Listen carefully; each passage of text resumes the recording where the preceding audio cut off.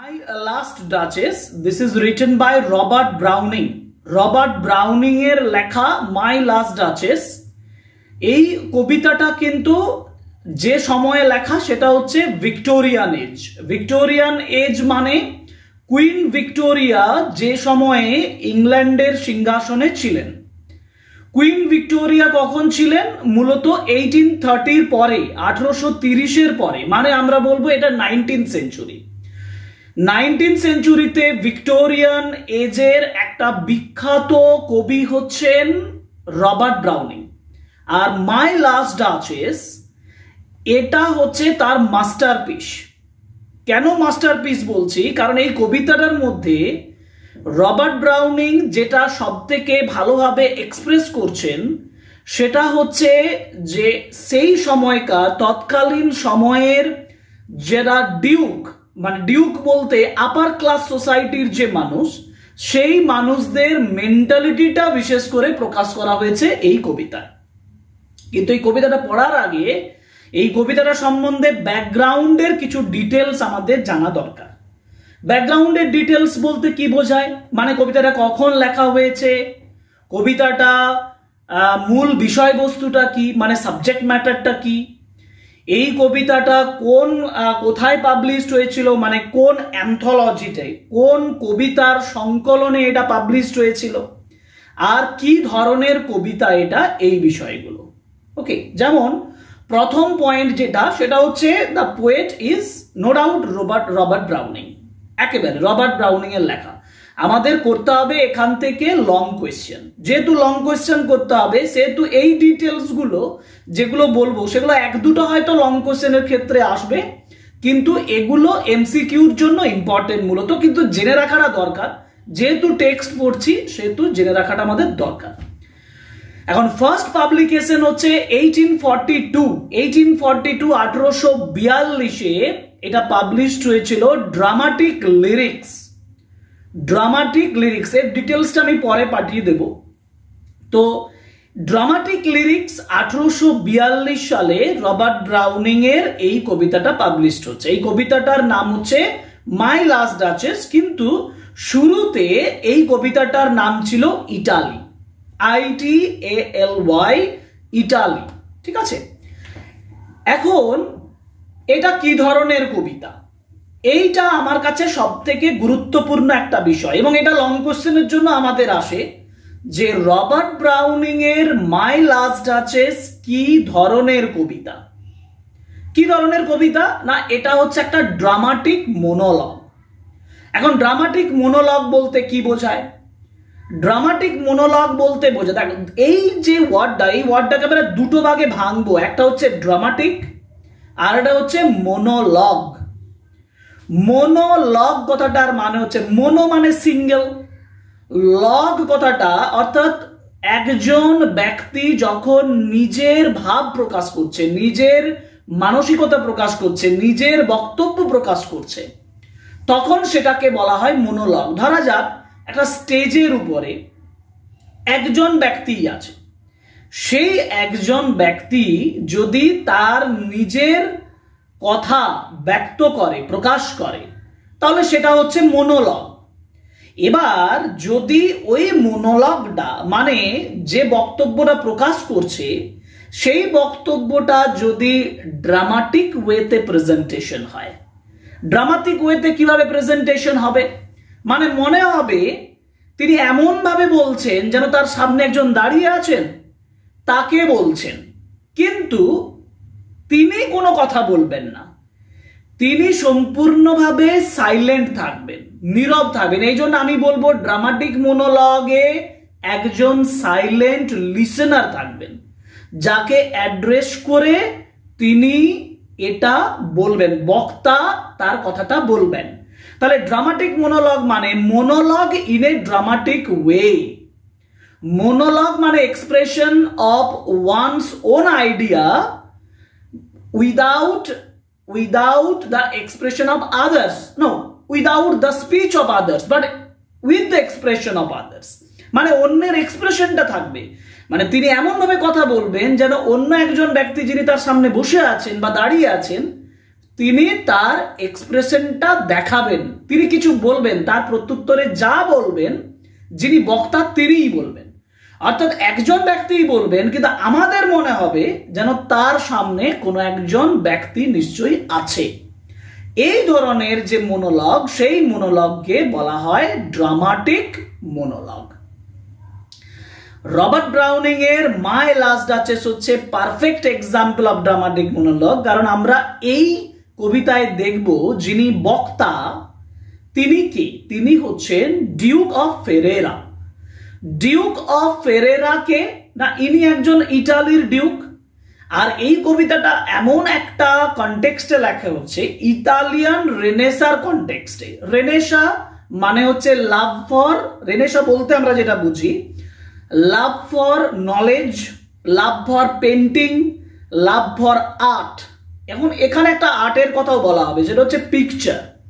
তো Duke of ফেরেরা তিনি একটা ছবির সামনে দাঁড়িয়ে তিনি একজন ব্যক্তিকে, যে ব্যক্তি হচ্ছেন একজন এনভয়। আমি একদম পুরোপুরি ব্যাকগ্রাউন্ডে চলে যাচ্ছি, এই কবিতার একদম ব্যাকগ্রাউন্ড আলোচনা করছি। কারণ রবার্ট ব্রাউনিং এর এই কবিতায় যিনি বক্তা তিনি হচ্ছেন ডিউক অফ ফেরেরা। যিনি লিসেনার, এই যে বললাম সাইলেন্ট লিসেনার, ড্রামাটিক মনোলগ বলেছি, সাইলেন্ট লিসেনার। সাইলেন্ট লিসেনার হচ্ছে একজন এনভয়, একজন মেসেঞ্জার, একজন সংবাদ বাহক। কিন্তু ওই যে এনভয়, ওই মেসেঞ্জার, তিনি কার কাছে এসছেন? ডিউক অফ ফেরেরার কাছে এসছেন। যদি ডিউক অফ ফেরেরার কাছে আসেন তাহলে কিসের জন্য এসছেন? এটা আমার মনে প্রশ্ন জাগবে যে কিসের জন্য এসছেন। আসলে তিনি এসছেন একটা বিয়ের প্রপোজাল নিয়ে, ম্যারেজ প্রপোজাল নিয়ে। ম্যারেজটা কার সঙ্গে হবে? ওই ডিউক অফ ফেরেরার সাথে হবে। কিন্তু এই ম্যারেজ প্রপোজাল নিয়ে মানে এনভয়, ওই মেসেঞ্জার যখন এসছেন, তখন ডিউক তাকে সামনে বসিয়ে যে বক্তব্যটা রাখছেন, সেই বক্তব্যটাই হচ্ছে এই কবিতার বিষয়বস্তু, মাই লাস্ট ডাচেস। এখন ডিউকের যে ফিমেল ফর্ম, মানে যেটা জেন্ডার চেঞ্জ, সেটা হচ্ছে ডাচেস। তাহলে ডিউকের যে বক্তব্যটা সেটা ডাচেস কেন্দ্রিক, কিন্তু ডাচেস জীবিত নয়, ডাচেস মৃত। এবং তার ছবির সামনে ডিউক দাঁড়িয়ে আছেন এবং তিনি এনভয়কে সেই ছবির ব্যাপারে আলোচনা করছেন, সেই ছবির ব্যাপারে কথা বলছেন।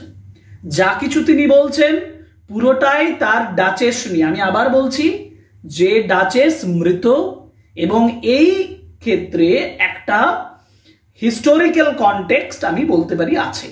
কিরকম না, ডিউক অফ ফেরেরা বলেছি। ডিউক অফ ফেরেরা হচ্ছে ডিউক অ্যালফনসো দ্য সেকেন্ড। ইনি একজন ডিউক ছিলেন ইটালির। এই ডিউক অ্যালফনসো দ্য সেকেন্ড এর সঙ্গে ম্যারেজ মানে বিয়ে হয়েছিল লিউক্রেজিয়ার সাথে। লিউক্রেজিয়া বলে একজন লেডির সঙ্গে তার বিয়ে হয়েছিল, কিন্তু বিয়ে হওয়ার কয়েক মাসের মধ্যেই লিউক্রেজিয়া মারা যান। এখন এটা প্রচলিত হয়, বলা হয় যে লিউক্রেজিয়াকে তিনিই মেরে ফেলেছিলেন। এখন লিউক্রেজিয়ার কিছু নির্দিষ্ট বৈশিষ্ট্য আছে যেগুলো আমরা কবিতা চলাকালীন বুঝব। এখন সেই যে ডাচেস, তার মারা যাওয়ার পরে এনভয় এসেছেন নতুন একজনের সঙ্গে বিবাহের সম্পর্ক নিয়ে। এটাই হচ্ছে ব্যাকগ্রাউন্ড, আর এটাই হচ্ছে হিস্টোরিক্যাল কনটেক্সট এই কবিতার। নেক্সট যে বিষয়টা, তাহলে আমি বলে দিলাম ফেরেরা ইটালিয়ান রেনেসার কনটেক্সটে এটা লেখা হচ্ছে। ন্যারেটার হচ্ছে দ্য ডিউক অফ ফেরেরা, এটাও বলেছি। প্লটটাও আমি বলে দিলাম যে তিনি কি বলতে চাইছেন। আর মূল বিষয়বস্তুটা কি? মূল বিষয়বস্তুটা হচ্ছে প্যাট্রিয়ার্কাল কন্ট্রোল। প্যাট্রিয়ার্কাল কথাটার মানে কি? প্যাট্রিয়ার্কাল মানে হচ্ছে পিতৃতান্ত্রিক। আমাদের সমাজ হচ্ছে পিতৃতান্ত্রিক সমাজ। আমাদের সমাজ যেহেতু পিতৃতান্ত্রিক, সেহেতু যারা ছেলে তাদের সবসময় একটা প্রভাব থাকে, তারা নিজেদের প্রভাব খাটাতে চায়। তো সেই যে ছেলেদের যে প্রভাব, ছেলেদের মেন্টালিটির যে প্রভাব সোসাইটির উপরে দেখা যায়, সমাজের উপরে দেখা যায়, সেই প্যাট্রিয়ার্কাল কন্ট্রোলটা এই কবিতার মধ্যে প্রকাশ পাচ্ছে। এছাড়াও যদি একজন ব্যক্তি, একজন পুরুষ মানুষ যদি সমাজে তার কর্তৃত্ব দেখাতে চায়, সেটা দেখাবে কোথার থেকে? দেখাবে যদি তার একটা ইগো তৈরি হয়, যদি তার জেলাসি তৈরি হয়, যদি সাইকোলজিক্যাল তার একটা ম্যানিপুলেশন, সাইকোলজিক্যাল ইম্প্যাক্ট যদি তার মধ্যে থাকে, তাহলে এটা হতে পারে। মানে একজন মেল পার্সন, একজন পুরুষ মানুষ তার নিজের ইগোটা প্রকাশ করবেন, ইগোটা প্রকাশ করছেন। এই কবিতায় ডিউক অফ ফেরেরা তার নিজের ইগোই প্রকাশ করছেন। সেটাই এই কবিতার মূল কি থিমস, মানে মূল চাবিকাঠি, মূল বিষয়বস্তু। এখন এইগুলো জাস্ট ডেসক্রিপশন, ইন্ট্রোডাক্টরি হিসাবে। কবিতাটা ইন ডিটেল পড়লে আমরা বুঝতে পারবো যে কতটা ডেপথের সঙ্গে, কতটা গভীরতার সঙ্গে রবার্ট ব্রাউনিং এই কবিতাতে এই থিমটাকে প্রকাশ করছেন। এখন এই কবিতাটা 56 লাইন সম্ভবত, তো এটা একদিনে কমপ্লিট করা যাবে না, এটাকে দুটো পার্টে শেষ করতে হবে। আজকে পড়াবো 1 to 31 লাইনস পর্যন্ত, যেখানে ওই যে বললাম যে এনভয় অলরেডি প্রেজেন্ট আছে, এনভয়কে অ্যাড্রেস করে ডিউক অফ ফেরেরা যে কথাগুলো বলছেন সেগুলোই পুরো কবিতাতেই আছে, 1 to 31ও আছে। দেখা যাক, কবিতার লাইনগুলো পড়া যাক, সেন্টেন্সগুলো, মিনিংগুলো করা যাক, তাহলেই বোঝা যাবে যে কবিতাটাতে কি আছে।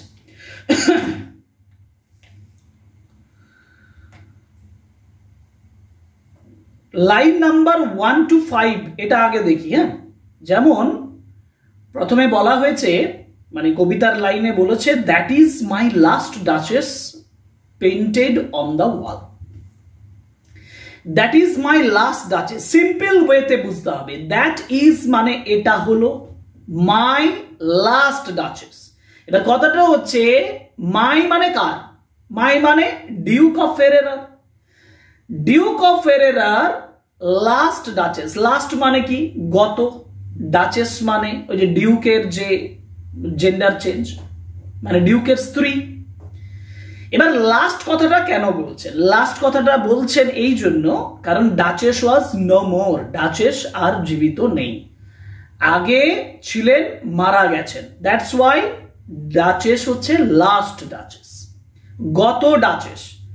তিনি আসার একটা ছবি দিকে তাকিয়ে বলছেন, ছবিটা হচ্ছে তার লাস্ট ডাচেসের। সেই ডাচেসের ছবি, ছবি বলতে এখনকার দিনের ক্যামেরার ছবি নয়, ছবিটা হচ্ছে পেন্টিং, মানে হাতে আঁকা ছবি।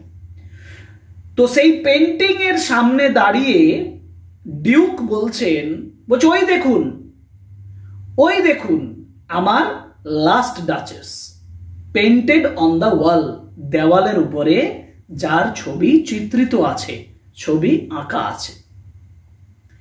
লুকিং, যেন মনে হচ্ছে, as if she were alive, যেন মনে হচ্ছে সে যেন জীবিত।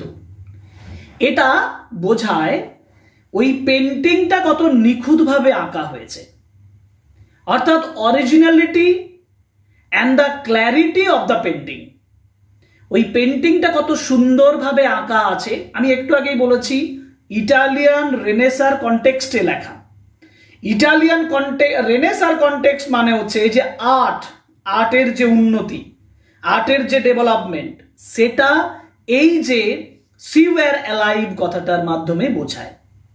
অর্থাৎ ফার্স্ট ইন্ট্রোডাকশন দিলেন ডিউক অফ ফেরেরা ওই এনভয়ের কাছে, ওই মেসেঞ্জারের কাছে, যে এই হচ্ছে আমার লাস্ট ডাচেস, যাকে দেওয়ালের উপরে আঁকা আছে, এবং ছবিটা এত সুন্দরভাবে, how beautiful, that she seems to be alive, যেন মনে হচ্ছে সে যেন জীবন্ত।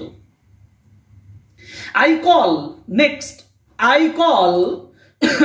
that piece, I call that piece a wonder. That piece মানে হচ্ছে piece of art, ওই যে ছবিটা, যে ছবিটা দেওয়ালের উপরে আছে, সেই ছবিটাই হচ্ছে that piece. That piece বলতে that artistic painting of the last duchess, এটাকে তিনি বলছেন ওয়ান্ডার। ওয়ান্ডার মানে হচ্ছে সারপ্রাইজিং, আশ্চর্যের। নাও এখন ফ্রা প্যান্ডপস হ্যান্ডস, এখানে আমরা একজনের নাম পাচ্ছি, তিনি হচ্ছেন ফ্রা প্যান্ডপ। ফ্রা প্যান্ডপ হচ্ছেন একজন পেইন্টার, ইটালিয়ান পেইন্টার, যিনি ডাচেসের ছবিটা এঁকেছিলেন। তো ফ্রা প্যান্ডপস তিনি বলছেন, ফ্রা প্যান্ডপস হ্যান্ডস ওয়ার্কড বিজিলি এ ডে। ফ্রা প্যান্ডপের হাতগুলো কাজ করেছিল বিজিলি, ব্যস্তভাবে কাজ করেছিল, এ ডে, সারা দিন ধরে কাজ করেছিল। ফ্রা প্যান্ডপ সারা দিন ধরে এই কাজটা করেছিলেন এবং কাজটা করে তিনি এই ছবিটা এঁকেছিলেন। অ্যান্ড দেয়ার সি স্ট্যান্ডস, এবং ওই দেখো বা ওই দেখুন, ওইখানে তিনি দাঁড়িয়ে আছেন, লাস্ট ডাচেস দাঁড়িয়ে আছেন, মানে তার ছবিটা দাঁড়িয়ে আছে। তাহলে আমাকে ফ্রা প্যান্ডপের ইন্ট্রোডাকশন দেওয়া হলো। ইন্ট্রোডাকশন অফ এ পেইন্টার, যিনি তার নিপুণ হাতে এফিসিয়েন্ট হ্যান্ড দিয়ে সারা দিন কাজ করে এই ছবিটা এঁকেছিলেন। And there she stands, will it please you sit and look at her. এখানে বুঝতে হবে উইল ইট প্লিজ ইউ, এটা কি আপনাকে আনন্দিত করে? মানে ওই যে ছবিটা, ওই ছবিটা কি আপনার চোখগুলোকে, আপনার মাইন্ডটাকে, আপনার মেন্টালিটিটাকে আনন্দিত করছে, মানে আপনাকে আনন্দিত করে?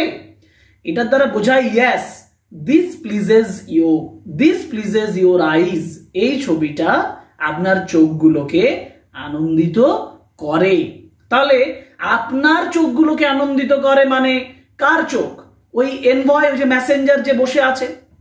ড্রামাটিক মনোলগের ক্ষেত্রে আমি বলেইছিলাম যে একজন ব্যক্তি সামনে বসে থাকবে, সামনে দাঁড়িয়ে থাকবে, মনে হবে, কিন্তু তিনি কোনো কথা বলবেন না, শুধু বলে যাবেন যিনি বক্তা তিনি কথা বলে যাবেন। এবং তিনি বলছেনও যে আপনাকে আনন্দিত করছে নিশ্চয়ই এই ছবিটা। তারপরেই বলছেন sit and look at her, বসুন এবং তার দিকে তাকান, তার দিকে তাকিয়ে দেখুন, ওই ছবিটার দিকে তাকিয়ে দেখুন, ওই যে আমার লাস্ট ডাচেসের যে পেন্টিংটা তার দিকে তাকিয়ে দেখুন। আই সেড, আমি বলেছিলাম। এবার প্রথমে এই পোর্শনটাতে মূলত ইন্ট্রোডাকশন দিচ্ছে যে the picture, the painting on the wall, দেওয়ালের উপরে যে পেন্টিংটা আছে, is of the last duchess, is of the duke's last duchess, ডিউকের লাস্ট ডাচেসের পেন্টিং এটা।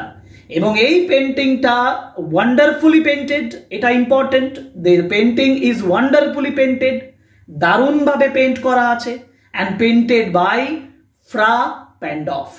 এবং Fra প্যান্ডপ took a long day, ফ্রা প্যান্ডপ সারা দিন লাগিয়েছে টু পেন্ট দিস পিকচার, এই পিকচারটাকে পেন্ট করার জন্য। And it pleases you, it pleases everyone, এটা সবাইকে প্লিজ করে, সবাইকে আনন্দিত করে।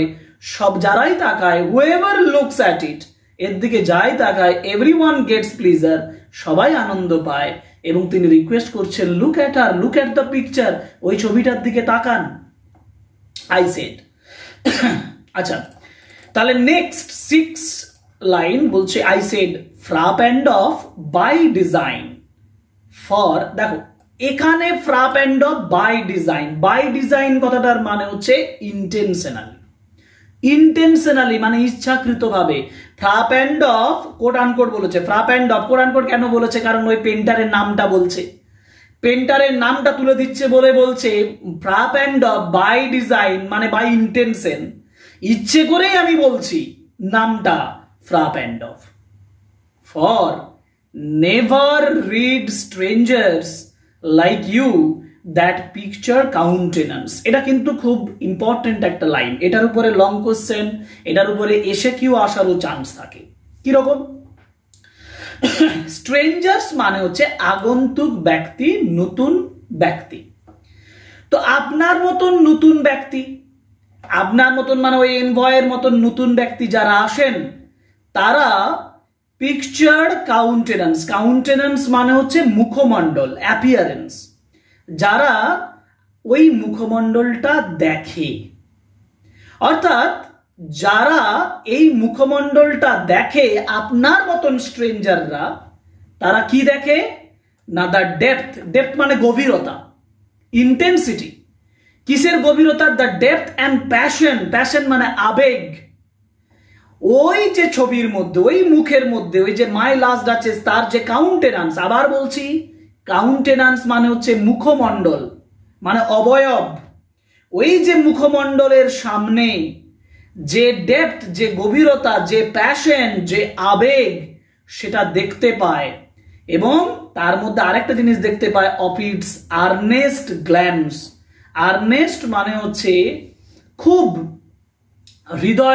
মানে হৃদয়ের সঙ্গে দেখা, গ্ল্যান্স মানে দৃষ্টি, হৃদয়ের সঙ্গে দেখা দৃষ্টি। অর্থাৎ ওই যে ছবিটা, যে ছবিটা তার লাস্ট ডাচেসের ছবি, তার চোখের মধ্যে একটা আর্নেস্ট গ্ল্যান্স আছে, একটা দৃষ্টি রয়েছে, একটা হৃদয়গ্রাহী দৃষ্টি রয়েছে, যে দৃষ্টিটা প্রত্যেকটা আগন্তুক ব্যক্তি যারা দেখে তাদের মধ্যে একটা ডেপথ, একটা গভীরতা তৈরি করে, একটা প্যাশন, একটা আবেগ তৈরি করে।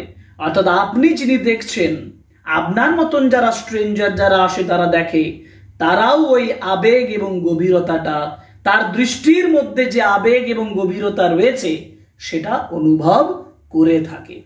দ্যাট ইজ দ্য ক্রাফটসম্যানশিপ, নিপুণতা, ক্রাফটম্যানশিপ অফ কার, অফ ফ্রাপ অ্যান্ড অফ দ্য পেইন্টার। ওই পেইন্টারের ক্রাফটসম্যানশিপটাকে দেখানো হচ্ছে।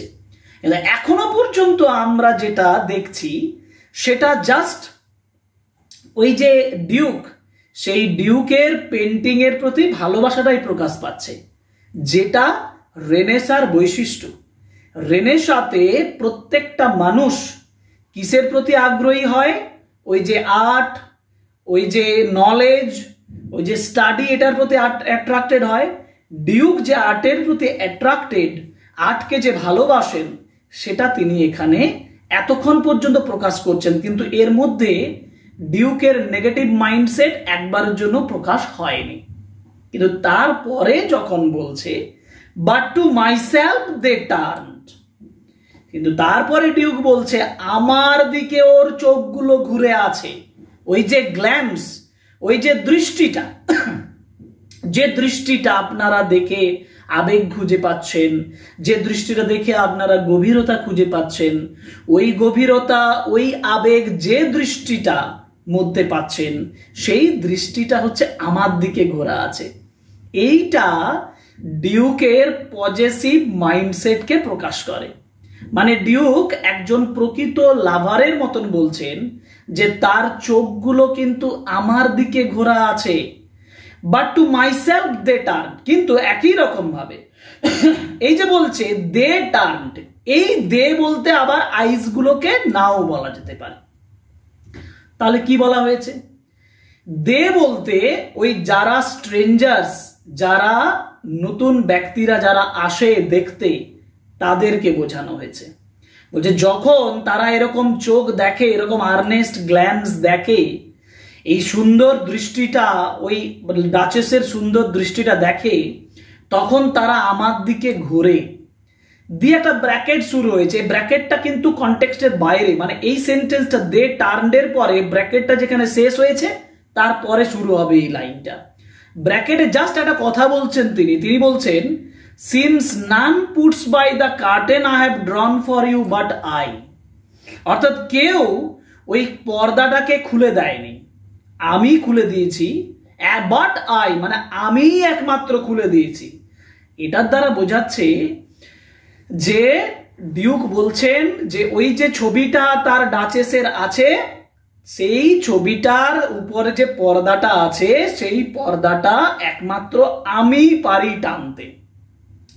আমি একমাত্র পর্দাটা খুলে দেব তোমাদেরকে দেখানোর জন্য বা আপনাদেরকে দেখানোর জন্য। আমি ওই পর্দাটা আবার বন্ধ করে দেব। এটা বোঝায় প্যাট্রিয়ার্কাল মাইন্ডসেট, পিতৃতান্ত্রিক মানসিকতা। এটা বোঝায় পজেসিভ মাইন্ডসেট, মানে সে কতটা মনের দিক থেকে পজেসিভ। এটা বোঝায় যে তার অথরিটি, তার কর্তৃত্ব প্রকাশ করে, যে তার স্ত্রীর উপরে একমাত্র অধিকার তার স্ত্রীর ছবির উপরও একমাত্র অধিকার তার। সুতরাং তার কর্তৃত্ব প্রকাশ পাচ্ছে। একজন মেল ডমিনেন্ট মানে পুরুষ প্রভাবটাকে প্রকাশ করা হচ্ছে এটার মাধ্যমে, যে আমি ওই পর্দাটা সরিয়েছিলাম, একমাত্র I have the authority, I only have the authority, আমার একমাত্র অথরিটি রয়েছে টু ড্র দ্য কার্টেন, কার্টেনটাকে সরিয়ে দেওয়ার জন্য।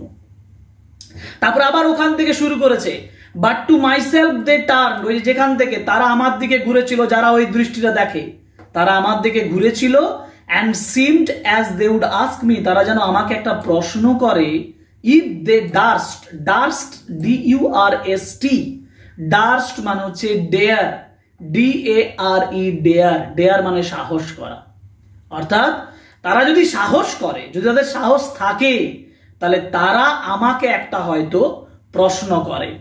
দে seemed as they would ask me, তারা হয়তো আমাকে প্রশ্ন করবে। কি প্রশ্ন করবে? How such a glance came there, এত সুন্দর দৃষ্টিটা সেখানে এলো কিভাবে? অর্থাৎ ওই ছবির মধ্যে এত সুন্দর দৃষ্টিটা এলো কিভাবে, এই প্রশ্নটা কেউ আমাকে হয়তো তাদের মধ্যে করে, যার সাহস আছে। যে সাহস করবে সে আমাকে হয়তো প্রশ্নটা করবে। কিভাবে প্রশ্নটা করবে? So not the first, are you to turn and ask Das.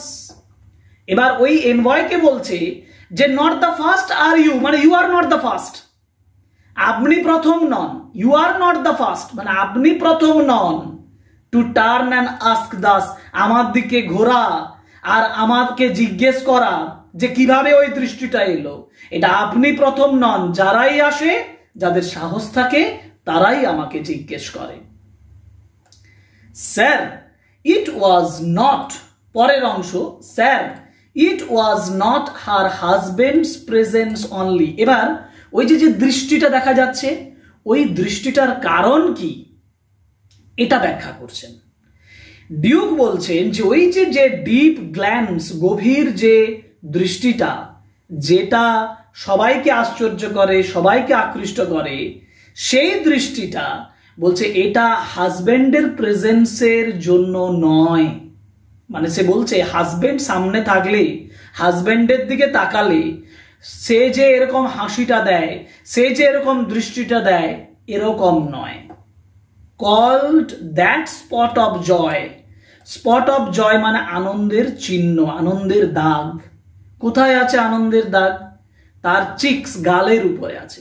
ওই যে লাস্ট ডাচেসের ছবিটা যখন আঁকা হয়েছে, ফ্রাপেন্ডভ যখন এঁকেছেন, তখন তার মুখের মধ্যে একটা আনন্দের আভা তৈরি হয়েছিল। তো সেই আনন্দের আভাটা বলছে এটা হাজবেন্ড, মানে আমি যখন ছিলাম বলে নয়, আমি ছিলাম বলে ওই স্পট অফ জয়টা দেখা যাচ্ছে না। ইনটু দ্য ডাচেসেস চিক, ডাচেসের গালে যে আনন্দটা দেখা যাচ্ছে সেটা আমি থাকার জন্য নয়। কেন? তাহলে কিসের জন্য?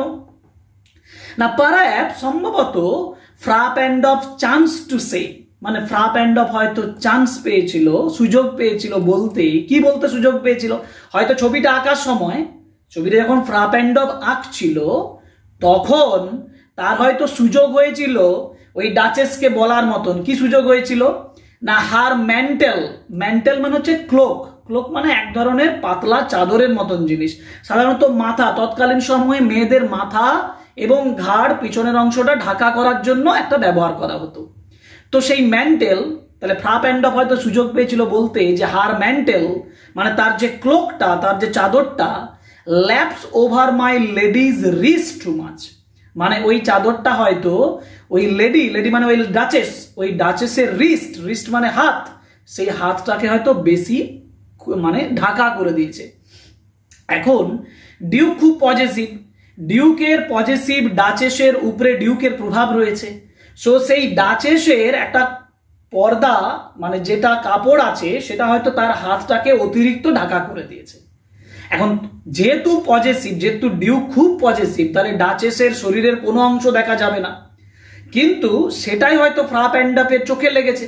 ফ্রাপেন্ডভ তখন হয়তো বলেছে যে আপনার এই ক্লোকটা আপনার হাতটাকে, আপনার রিস্টটাকে হয়তো বেশি ঢাকা করে দিয়েছে। এই কথাটা বলেছে হয়তো, এই কথাটা বলার জন্যই হয়তো ডাচেস হেসেছে। এবার এটাও বুঝতে হবে যে একজন মেয়েকে, একজন লেডিকে যদি এই সামান্য কথা বলতে হাসে, তাহলে এটা সেই লেডির কি বৈশিষ্ট্য প্রকাশ পায়? এই লেডির সিম্পল মেন্টালিটি প্রকাশ পায়, সরল মানসিকতার প্রকাশ পায়, তাই না? মানে সে যে খুব সরল একজন মহিলা ছিলেন সেটা বোঝা যায়, সিম্পলিসিটি। আরেকটা হচ্ছে যে তিনি গর্বিত ছিলেন না, তিনি অহংকারী ছিলেন না, এটাও প্রকাশ পায়, তাই না? সিম্পল একটা কথা, যার জন্য তার মুখে একটা স্পট অফ জয় তৈরি হয়েছিল, আনন্দের আভা তৈরি হয়েছিল, একটা কালার তৈরি হয়েছিল। এটা বলছে হয়তো ফ্রা পেন্ডপ এই ধরনের কথা বলেছিল। অথবা paint must never hope to reproduce the faint half flush that dies along her throat. এটাও গুরুত্বপূর্ণ। কি? অথবা হয়তো ফ্রা পেন্ডপ বলেছিল যে paint must never hope to reproduce, মানে তার পেন্টিংটা আশা করতে পারে না কোন একটা ছবি আঁকতে। রিপ্রোডিউস মানে ছবিটা আঁকতে। কোন ছবিটা আঁকতে না? The faint half plus. Half plus মানে হচ্ছে অর্ধ আভা, লজ্জার অর্ধেক আভা, মানে অর্ধেক কালার। যেটা আমি বললাম যে কালার অফ সাইনেস, লজ্জার আভা, সেটাকে হাফ প্লাস বলতে বোঝায়। তো সেই হাফ প্লাস লজ্জার যে আভাটা, যেটা আস্তে আস্তে সেই কালারটা যেটা তার গলাতে গিয়ে, থ্রোটে গিয়ে শেষ হয়ে যাচ্ছে, মানে গাল থেকে সেই লজ্জার আভাটা তার গলাতে যে শেষ হয়ে যাচ্ছে। বলছে এই লজ্জার আভাটা হয়তো তার পেন্টিংটা আঁকতে বা প্রকাশ করতে বা ফুটিয়ে তুলতে পারবে না। এটা হয়তো ফ্রা পেন্ডপ বলেছিল। তার ফ্রা পেন্ডপ হয়তো দুটো কথা বলেছে। ফ্রা পেন্ডপ হয়তো বলেছিল যে আপনার ক্লোকটা আপনার রিস্টটাকে বেশি ঢাকা করে দিচ্ছে, অথবা হয়তো বলেছিল যে আপনি মানে আপনার মুখে চিক্স থেকে ঘাড় গলা পর্যন্ত যে লজ্জার আভাটা রয়েছে, হালকা একটা কালার রয়েছে, সেটা হয়তো ছবিতে ফোটানো যাবে না। এই দুটো সিম্পল কথায় তার লাস্ট ডাচেস হেসেছিল এবং সেই স্পট অফ জয়টা হয়তো দেখা গিয়েছিল। সাচ স্টাফ, এই ধরনের বিষয়, সাচ স্টাফ ওয়াজ কাটসি। কাটসি মানে সৌজন্যতা। কাটসি মানে সৌজন্যতা, মানে এটা হয়তো সৌজন্যতামূলক ভাবে বলেছিলেন ফ্রা পেন্ডপ। সি থট, সে ভেবেছিল। অ্যান্ড কজ মানে সে ভেবেছিল এটা সৌজন্যতামূলক কথা। And cause enough for calling up that spot of joy, যেটা আমি বললাম যে এটাই তার স্পট অফ জয়টাকে নিয়ে এসেছিল। এই দুটো কথাই স্পট অফ জয়টাকে নিয়ে এসেছিল। এটার দ্বারা বোঝাচ্ছে ফ্রা পেন্ডপের ইম্প্যাক্ট। তিনটে জিনিস বোঝাচ্ছে। এক নাম্বার হচ্ছে ডিউক খুব পজিটিভ মেন্টালিটির, ডিউকের অথরিটেটিভ মেন্টালিটি, মানে তার যে কর্তৃত্ব রয়েছে সেটা প্রকাশ পাচ্ছে, number one. Number two, Fra পেন্ডপের ইম্প্যাক্ট অন দ্য ডাচেস, ডাচেসের উপরে ইম্প্যাক্টটাকে প্রকাশ করছে। আর নাম্বার থ্রি, ডাচেস যে কতটা সিম্পল ছিলেন, ডাচেস যে কতটা মানে প্রাউডলেস ছিলেন, গর্বহীন ছিলেন, প্রাইডলেস, সেইটাও কিন্তু এখানে প্রকাশ পাচ্ছে। তারপরে বলেছে সি হ্যাড এ হার্ট, তার একটা হৃদয় ছিল। হ্যাঁ, হার্ট তো সবাইকার থাকবে, তার লেডির একটা হৃদয় ছিল, হার্ট ছিল। হাউ শ্যাল আই সে, আমি কিভাবে বলি? টু সুন মেড গ্ল্যাড, যার হৃদয় খুব অল্পেতেই আনন্দিত হয়ে যায়। মানে এই যে একটু আগে যে দুটো কথাতে যদি আনন্দিত হয়, সে ধরনের উদাহরণই তিনি আরো বলছেন যে কোন কোন জিনিসে তার হৃদয় খুব আনন্দিত হয়ে যায়। বলছে খুব শীঘ্রই তার হৃদয় আনন্দিত হয়ে যায়। তার হৃদয় বলতে কি বলবো? ডাচেসের হৃদয় সহজেই আনন্দিত হয়ে যায়। বলছে টু ইজিলি ইমপ্রেসড, খুব তাড়াতাড়ি ইমপ্রেসডও হয়ে যায়। কিরকম? উদাহরণ দিচ্ছেন। She liked whatever she looked on, যা কিছু তিনি দেখেন, হোয়াট এভার লুকড অন, যা কিছুই দেখেন তাই তিনি পছন্দ করে যান, অর্থাৎ যা চোখের সামনে দেখলো তাই তার পছন্দ। Number one example. Number two, her looks went everywhere, তার দৃষ্টি সব জায়গায় যায়। হার লুকস ওয়েন্ট এভরিওয়্যার, তার দৃষ্টিটা সব জায়গায় যায়। Sir, it was all one. All one মানে এভরি ওয়ান, মানে এভরিথিং। অল ওয়ান মানে এভরিথিং, সমস্ত কিছুর দিকে তার দৃষ্টি যায়। My favour at her breast, favour মানে হচ্ছে উপকার, অ্যাট হার ব্রেস্ট, ব্রেস্ট মানে বুক, তার বুকের উপরে উপকার। এটা বলতে বোঝায় তার একটা প্রেসাস গিফটের কথা বলছে। বুকের উপকার মানে বুকের সৌন্দর্য প্রকাশ করার জন্য সেটা জুয়েলারি দিয়েছিল, সেই জুয়েলারির কথা বলা হয়েছে। বলছে আমি হয়তো তাকে একটা গিফট করেছি, জুয়েলারি দিয়েছি, যেটা তার বুকের উপরে, গলার নিচে নেকলেস, আমি নেকলেস বলতে পারি, জুয়েলারি বলতে পারি, যেটা হয়তো দিয়েছিলাম। মানে my favour, my gift at her breast, তার বুকের জন্য, তার গলার জন্য। এটা তার কাছে সমান গুরুত্বের। যেমন গুরুত্বের the dropping of the daylight in the west. West মানে পশ্চিম, আর ড্রপিং মানে আস্তে আস্তে নিচে নেমে যাওয়া, ডেলাইট মানে দিনের আলো, মানে dropping of the daylight in the west মানে পশ্চিমে সূর্য অস্ত যাওয়া। মানে পশ্চিমে সূর্য অস্ত গেলে যে মানসিকতা তৈরি হয়, যে আনন্দ তৈরি হয়, আমি তাকে গিফট দিলেও সেই আনন্দই তৈরি হয়। অর্থাৎ এটা কিন্তু তার একটা গ্রিফ, মানে ডিউকের একটা গ্রিফ প্রকাশ পাচ্ছে, দুঃখ পাচ্ছে যে আমি হয়তো তাকে একটা গিফট দিলাম, সেই গিফটটা তাকে যতটা আনন্দিত করে, সূর্যাস্ত দেখলেও তা ততখানি আনন্দিত হয়। মানে তুচ্ছ জিনিস, ট্রিভিয়াল থিংস, তুচ্ছ তুচ্ছ যে বিষয়গুলো রয়েছে সেগুলো দেখেও সে খুব আনন্দিত হয়। এটাই সে প্রকাশ করছে যে তুচ্ছ বিষয়গুলোতেও সে আনন্দিত হয়, এবং গুরুত্বপূর্ণ বিষয় যেটা, কোনটা গুরুত্বপূর্ণ বিষয়? তাহলে গুরুত্বপূর্ণ বিষয় হচ্ছে তার গিফটটা। আচ্ছা, গিফটটা যদি গুরুত্বপূর্ণ বিষয় হয় তাহলে এটার দ্বারা তার কি প্রকাশ পাচ্ছে? ডিউকের যে মেন্টালিটি প্রকাশ পাচ্ছে সেটা হচ্ছে ডিউক রিচ, ডিউক যে ধনী, তার যে এক কথা আমরা বলি পয়সার গরম দেখানো, অর্থাৎ তার ওয়েলথ, তার সম্পত্তির যে ইম্পর্টেন্স সেটা তিনি এখানে দেখিয়েছেন, যে আমার সম্পত্তিটা হচ্ছে সব থেকে প্রেসাস, যেটার প্রতি তার ডাচেসের গুরুত্ব থাকা উচিত ছিল, কিন্তু সেই গুরুত্বটা তার ডাচেস দিত না। তার ডাচেস গুরুত্ব দিত সূর্যাস্তকে। আরেকটা উদাহরণ দিয়েছেন, নাম্বার 3, দ্য বাউ of cherries some officers full broke in the orchard for her. অর্থাৎ চেরি গাছের ডাল যদি কেউ ভেঙে আনে, অফিসার্স ফুল মানে হচ্ছে তার কর্মরত কোনো বোকা লোক, ফুল বলতে বোঝাচ্ছেন কোনো উপকারী ব্যক্তি। একজন ব্যক্তি যদি ডাচেসকে একটা চেরি গাছের ডাল ভেঙে এনে দেয়, সে তো ডাচেসের উপকার করলো, কিন্তু উপকার করবে কি? ডিউক তাকে বলছে ফুল, সে হচ্ছে বোকা। এখন বোকা কেন বলছে? জেলাসির থেকে বলছে যে সেই মানুষটা চেরি গাছের ডাল ভেঙে এনে দিল, সে খুব আনন্দিত হয়। তাহলে এটা জেলাসি প্রকাশ করছে, ডিউক খুব জেলাস ছিল সেই মানুষটার প্রতি। বলছে এরকম যদি চেরি গাছের ডাল যদি কেউ ভেঙে আনে অর্চার্ড থেকে, অর্চার্ড মানে হচ্ছে ফলের বাগান, ফলের বাগান থেকে যদি কেউ ভেঙে আনে, the white mule she rode with round the terrace. Terrace মানে উঁচু বারান্দার মতন জায়গা, সেখানে মিউল মানে ছোট খচ্চর, খচ্চর টাইপের একটা প্রাণী, তাই না? সেই মিউলের উপরে, খচ্চরের উপরে, মানে গাধার থেকে ছোটটা যেটা, সেটাকে মিউল বলে। সেই মিউলের উপরে চেপে সে যখন টেরাসে ঘুরে, তখনও সেই সমান আনন্দ উপলব্ধি করে।